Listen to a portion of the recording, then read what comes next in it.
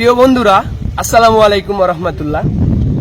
আজকে আমাদের মাঝে উপস্থিত আছেন ঢাকা বিশ্ববিদ্যালয়ের শিক্ষার্থী সাজ্জিস আলম। তিনি এসএসসি এবং এইচএসসি পরীক্ষায় গোল্ডেন পেয়েছিলেন। তো দর্শক, চলুন তার কাছে আমরা কিছু প্রশ্ন করব এবং তিনি প্রশ্নের উত্তর দিবেন।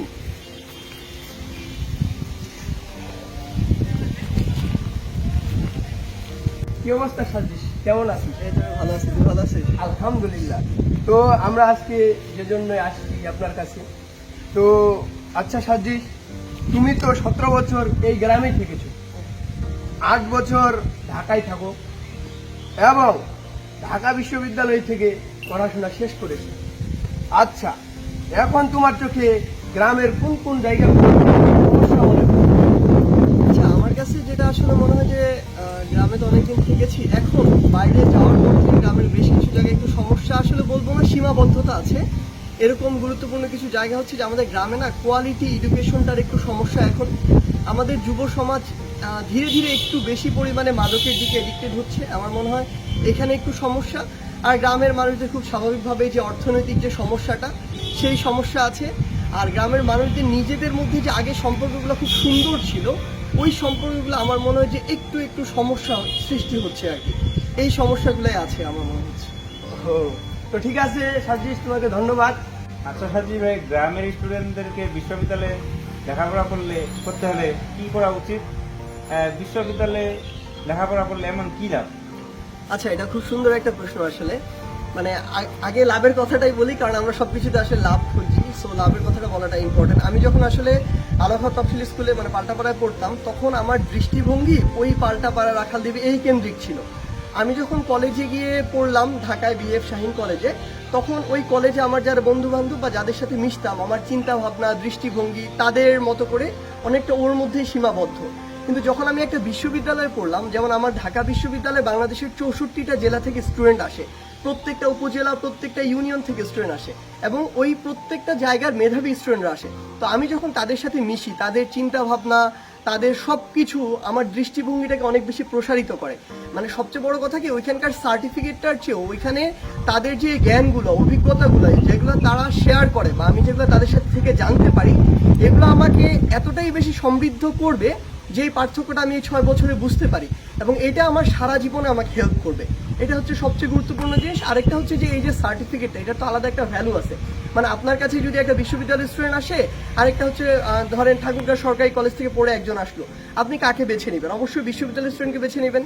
তো এই জায়গা থেকে এটা হচ্ছে সবচেয়ে গুরুত্বপূর্ণ একটা লাভ। এটা নিয়ে অনেক কথা বলা যায়, কিন্তু আমি যদি বলি যে কিভাবে যাব, আসলে বিশ্ববিদ্যালয়ে কাজে লাগে হচ্ছে আমার এসএসসি রেজাল্টটা। আমার এসএসসিতে জিপিএ 5 মানে A+ থাকতে হবে, ওইটার উপর একটা মার্কস আছে। যদি এর কম থাকে সমস্যা নাই, কিন্তু একটা মার্কস কমে যাবে। যেমন ঢাকা বিশ্ববিদ্যালয়ে 30 মার্ক আছে, আমি যদি A+ পাই এসএসসিতে, আমি যদি A+ না পাই তাহলে 30 থেকে একটু একটু করে কমতে থাকবে। সেম ভাবে ইন্টারের উপরে 50 মার্কস আছে, ইন্টারে যদি আমি A+ পাই 50 পেয়ে যাব, যদি একটু কম পাই A+ থেকে তাহলে একটু কম পাবো। এমন অনেকে আছে মেট্রিক ইন্টার দুইটাতে গোল্ডেন পেয়েও ওইখানে চান্স পায় না, কিন্তু এমন অনেকে আছে যে 4 পয়েন্ট পেয়েও চান্স পায়। কারণ কি, ওইখানে একটা ভর্তি পরীক্ষা হয় 120 মার্কের ঢাকা বিশ্ববিদ্যালয়ে, ওই ভর্তি পরীক্ষাটাতে তারা অনেক ভালো করে, ওই টাইমে গিয়ে খুব ভালো পড়াশোনা করে। এটা হচ্ছে সরাসরি। কিন্তু একটা এই যে পড়াশোনাটা, এটা একটা আসলে একটা ধারাবাহিক জিনিস। মানে কেউ প্রাইমারি 5 বছর পড়াশোনা করলো না, স্কুলের 3-4 বছর পড়াশোনা করলো না, একদম সরাসরি গিয়ে এসএসসির আগে 1 বছর পরে A+ পেয়ে যাবে, এটা কখনো হবে না। আসলে এই পড়াশোনার পুরো লাইফটা একটা ধারাবাহিক জিনিস। আমার শুরু থেকে, আমার সন্তান যদি হয় এখন প্রাইমারিতে পড়তেছে, আমার তখন থেকে তাকে যত্ন নিতে হবে। হাই স্কুলে পড়তেছে, তখন থেকে যত্ন নিতে হবে, যেন সে মনে করে যে আমি আমার যে স্কুলেই পড়ি না কেন, আমি তো এই গ্রামের একটা স্কুলে পড়েছি, যেন সে মনে করে যে আমি ভালো স্টুডেন্ট, ওইভাবে পড়াশোনা করে তখন থেকে যত্ন নিতে হবে এবং বিশ্ববিদ্যালয় পর্যন্ত যাওয়ার জন্য প্রত্যেকটা স্টেপে ভালো রেজাল্ট করতে হবে। এটাই। আচ্ছা, আমি একটা প্রশ্ন করতে চাই সারজিস তোমাকে। হ্যাঁ হ্যাঁ, বলো। এই যে গ্রামের পরিবেশ দিন দিন খারাপ হচ্ছে, এতে কার দোষ বেশি বলে মনে হয় তোমার, এবং কি কারণে এমন হচ্ছে? আচ্ছা, এটা আসলে খুব গুরুত্বপূর্ণ প্রশ্ন এই সময় একটা।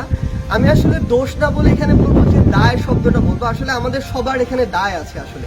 মানে আমরা গ্রামে যারা আছি, সেটা অভিভাবক লেভেলের হোক, স্টুডেন্ট লেভেলের হোক বা টিচার বলি, আমরা যারা গ্রামে থাকি আমাদের সবারই দায় আছে। কোন জায়গা থেকে দায় আছে আমি যদি জাস্ট একটু বলি, যদি শিক্ষার ক্ষেত্রটা বলি, আমাদের এই যে কত সুন্দর সুন্দর স্কুলের বিল্ডিং, আমরা যখন পড়তাম এরকম কিছুই ছিল না, এত সুন্দর সুন্দর বিল্ডিং, কিন্তু ওইখানে ধরো আমি যদি বলি যে সায়েন্সের প্রত্যেকটা বিষয়ের যোগ্যতা সম্পন্ন বা কোয়ালিটিফুল টিচার আছে কিনা, প্রশ্ন হবে নাই। অধিকাংশ স্কুলেই নেই। আলোকা ইউনিয়নে ধরো 7-8টা স্কুল থাকলে হয়তো 1-2টাতে আছে, বাকিগুলোতে নাই।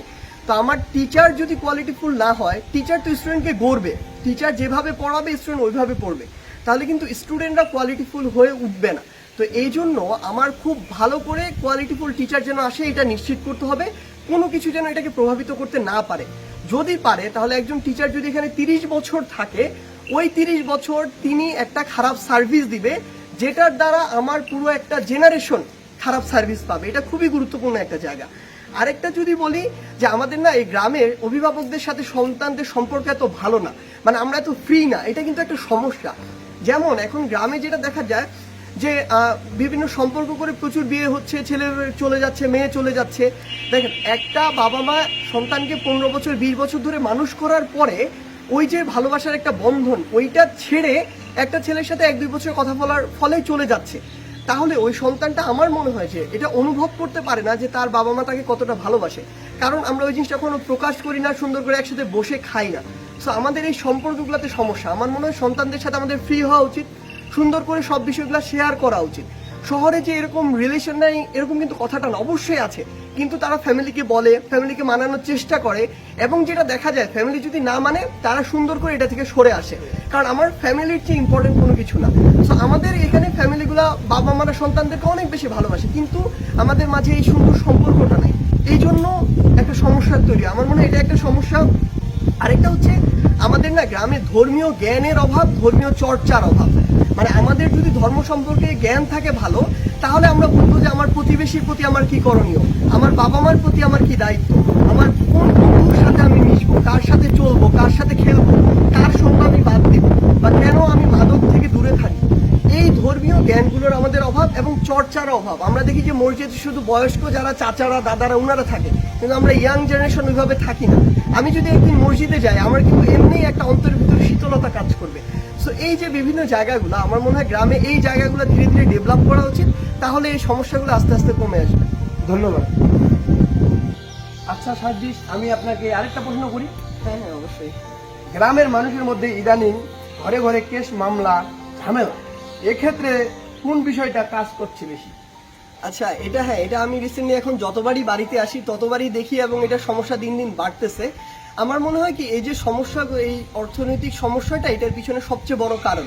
মানে গ্রামের মানুষগুলো আমরা কিন্তু আসলে এখন যেটা হচ্ছে, জিনিসপত্র সবকিছুর দাম অনেক বেড়ে যাচ্ছে, তো আমাদের জীবনযাপন করা কষ্ট হয়ে যাচ্ছে। এই জন্য আমাদের যেহেতু অর্থনৈতিক অবস্থা সবার খুব বেশি ভালো না, তো এই জন্য কোনো কিছুতে যদি আমার একটু অর্থনৈতিক সমস্যা, আমার মন মানসিকতা এত ভালো থাকে না। আমি সবার কাছে অনেক বেশি আশা করি, ভাই বোন আত্মীয় স্বজন সবার কাছে একটু যদি কম পাই তখনই কিন্তু আমার মনক্ষুণ্ণ হয়ে যায়। তো এই যে আমার আশাটা বাড়ে, একটু কম পাইলে আমার মনক্ষুণ্ণ হয়ে যায়, এর ফলে সম্পর্কগুলো দিন দিন খারাপ হচ্ছে। তো আমার মনে হয় এই সমস্যাটা কাটায় ওঠার সবচেয়ে গুরুত্বপূর্ণ যে জিনিসটা, সেটা হচ্ছে আমাদেরকে ধীরে ধীরে সচ্ছল হইতে হবে। আর আমি যদি সচ্ছল হইতে চাই, তাহলে আমার যে জেনারেশন, আমার পরিবারের যারা সদস্য, তাদেরকে আমার শিক্ষিত করে তুলতে হবে। কারণ কি, মানে আমরা এখন ইদানিং দেখতে পাচ্ছি যে যারা ভালো চাকরি করে তারা 40,000, 50,000, 60,000 টাকা বেতন পায়, যারা প্রথম শ্রেণী বা দ্বিতীয় শ্রেণীর চাকরিগুলো করে। তো তাদের মধ্যে কিন্তু এই সমস্যাগুলো কম দেখবো, কারণ তারা ভালোভাবে চলতে পারে। সো আমার যদি আমি আমার সন্তানকে শিক্ষিত না করি, এই দিনে আনি দিনে খেয়ে যখন আমি আনতে পারবো না, ঠিক মতো খেতে পারবো না, আমার মধ্যে কিন্তু এই সমস্যাগুলো বাড়বে আরো। এই জন্য আমাদের উচিত হবে যে সন্তানদেরকে নিজেদের সামর্থ্যের জায়গা থেকে যতটুকু সম্ভব শিক্ষিত করে তোলা। তারা যদি একটা ভালো চাকরি করে বা শিক্ষিত হয়ে একটা ভালো ব্যবসা করে, তাহলে আমার মনে হয় এই যে সমস্যাটা, এটা আস্তে আস্তে কমে আসবে। তো অসংখ্য ধন্যবাদ আপনাকে। ধন্যবাদ। আচ্ছা সার্জিস, আমার একটা শেষ প্রশ্ন করার ছিল। হ্যাঁ, অবশ্যই। মানে বর্তমান ছেলেমেয়েদের বিষয়ে তোমার কিছু বলার আছে? হ্যাঁ, অবশ্যই। আমি আসলে যখনই সুযোগ পাই, আমাদের যারা তরুণ সমাজ বর্তমানে বের হয়ে আসতেছে, স্কুল কলেজে পড়ে, তাদের উদ্দেশ্যে কিছু বলার মানে সবসময় আমি চেষ্টা করি।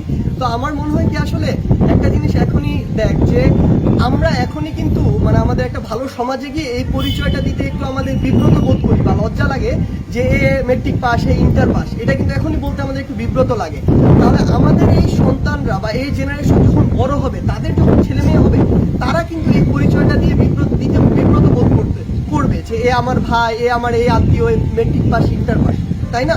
সো তো আমার মনে হয় এই জন্য আমাদের যুব সমাজকে একটু শিক্ষিত জায়গায় যেতে হবে, যেন আমার সন্তান গর্ব করে বলতে পারে যে আমার বাবা অনার্স পাস করেছে, মাস্টার্স পাস করেছে। এটা একটা আমি বলবো আমাদের তরুণদের উদ্দেশ্যে। আরেকটা হচ্ছে ছেলেদেরকে একদম সোজা সাপটা যদি একটা কথা বলি, ছেলেদের উদ্দেশ্যে একটা কথা বলবো যে যোগ্যতা সম্পন্ন হইতে হবে। আসলে কেউ যদি যোগ্যতা সম্পন্ন হয় তাহলে কোনো মেয়ের পিছনে ঘুরতে হবে না, মেয়ের পরিবার একসাথে ওই ছেলের পিছনে ঘুরবে। এই জন্য আগে যোগ্যতা সম্পন্ন হইতে হবে। আর মেয়েদেরকে সরাসরি যদি একটা কথা বলি একদম ফ্র্যাঙ্কলি, সেটা হচ্ছে যে আপু দেখো, মানে তোমার পিছনে যে ছেলেটা ঘুরে টাইম নষ্ট করতেছে এত, ওই ছেলে যদি পড়াশোনা ঠিক মতো করতো, ওর কাজগুলো ঠিক মতো করতো, তাহলে তোমার পিছনে এইভাবে সবসময় ঘুরে বেড়ানোর সময় পাইতো না কখনো। আসলে যে একটা ভালো ছেলে এখন ভালো করে পড়াশোনাটা করতেছে, ও অ্যাকচুয়ালি পড়াশোনা করে ভালো জায়গায় যাবে, কিন্তু যে এভাবে শুধু ঘুরে বেড়াইতেছে সে আলটিমেটলি এখন তোমাকে হয়তো খুব মানে দেখাবে যে ভালো রাখবে, কিন্তু একটা সময় গিয়ে আসলে রাখতে পারবে না। এটা সত্যি কথা, এটাই বাস্তবতা, রাখা সম্ভব না। পরিশেষে একটা খুব ইম্পর্টেন্ট কথা বলতে চাই, এটা হচ্ছে আমাদের যারা মানুষজন আছে আমরা গ্রামে, তাদের সবার জন্য আসলে কথাটা হচ্ছে যে আমাদের গ্রাম থেকে বা আশেপাশে কোনো মানুষ বা কোনো সন্তান যদি এগিয়ে যায়, আমরা যেন কোনো নিজের ছোট মন মানসিকতা থেকে তাকে মেনে না করি, তাকে যেন আটকানোর চেষ্টা না করি। কারণ এই চেষ্টাটা মাঝে মাঝে গ্রামে দেখা যায়। কারণটা কি, একজন মানুষ যদি একটা ভালো জায়গায় যায়, তার দ্বারা যদি আমার উপকার না হয় না, কোনোদিন ক্ষতি হবে না। কারণ তার মধ্যে ওই জ্ঞানটুকু আছে, ওই বিবেক বোধটুকু আছে অবশ্যই। যেমন আমাদের এখানে ডাক্তারের যে পরিবার রয়েছে, তাদের দ্বারা আমাদের তো কখনো ক্ষতি হয় না, বরং তাদের যদি সামর্থ্য থাকে, সুযোগ থাকে, আমরা যদি কখনো যাই তাদের কাছে, তারা উপকারটা করে। ঠিক সেভাবে আমাদের ইউনিয়ন থেকে, এলাকা থেকে যত মানুষ যাবে, আমাদের এই এলাকাটা তত এগিয়ে যাবে। আমার মনে হয় যে আমাদের যে সমৃদ্ধি, এটা ধীরে ধীরে আরো বাড়বে। ধন্যবাদ। তোমাকে ধন্যবাদ। হ্যাঁ, অসংখ্য ধন্যবাদ এই কথাগুলো, জ্ঞানমূলক কথাগুলো আমাদের মাঝে উপস্থাপন করার জন্য, এবং এই কথাগুলো আমাদের যুব সমাজের জন্য অনেক অনেক কাজে লাগবে ইনশাল্লাহ। এই বলে ইনশাল্লাহ শেষ করছি আজকে। তোমাকে অসংখ্য ধন্যবাদ। ঠিক আছে। আচ্ছা।